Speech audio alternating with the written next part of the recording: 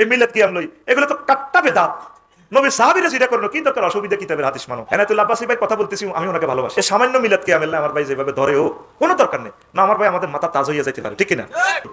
এইটা স্টিকার লাগাই দিয়েছে শুননি আস্তা শিরক বেদাতের ঘাটতি। শানবাগে একটা ওয়াজ করছি, কেমন বলছি, আল্লাহ হারুন আকিস দুদ্বিহি আমরি, মুসা আলাইহিস সালাম দোয়া করছে আল্লাহ আমার ভাই হারুনকেও আমার সাথে নবী বানান।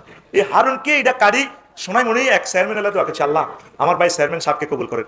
ওই চেয়ারম্যানের কথা কারি এডিটিং করছে বাংলাদেশের একটা বড় ফতুয়া দেয় না, তার নাম বললাম না, সে তওবা করে ওই ফিরের দল থেকে আয় অন ঠিক হনো লাইন অনপুরে আসে না তার, ঠিক কিনা?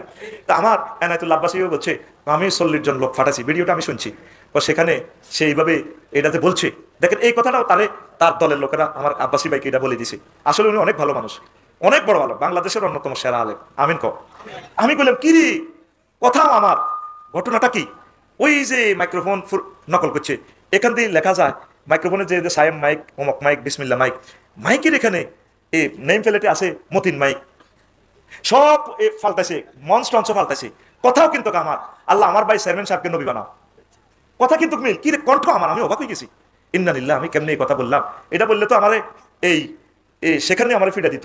কুফরি কোনো কথা বললে আমার দর্শকেরা চাইবো, আমার তো বাঁধি ফিরে। এখনো উম্মতে মুহাম্মদী আছে। এখন ক্যামেরার রেজলিউশনে বোঝা যায় এটা দিনের বেলা প্রোগ্রাম।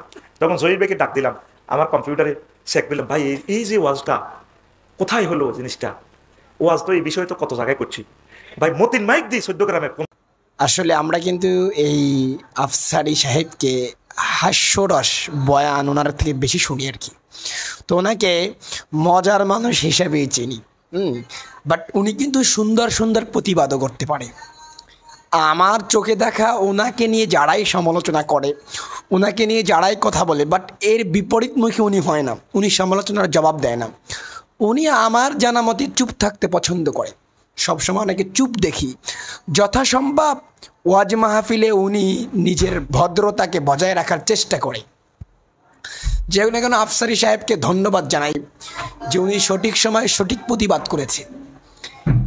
যদিও প্রতিবাদটা একটু নরম ভাষায় হয়েছে, কৌশলে হয়েছে, এবং আমি মনে করি আফসারী সাহেব এই কৌশলে যে ওনাকে বাসটা দিয়েছে, এই বাসটা আসলে কাজে লাগবে। এই বাসটা আসলে আমি মনে করি কাজে লাগবে। ওনার বোঝা উচিত যে বাংলাদেশের মানুষ ওনাকে একজন বড় আলেম হিসাবে জানে, এনায়েতুল্লাহ আব্বাসীকে।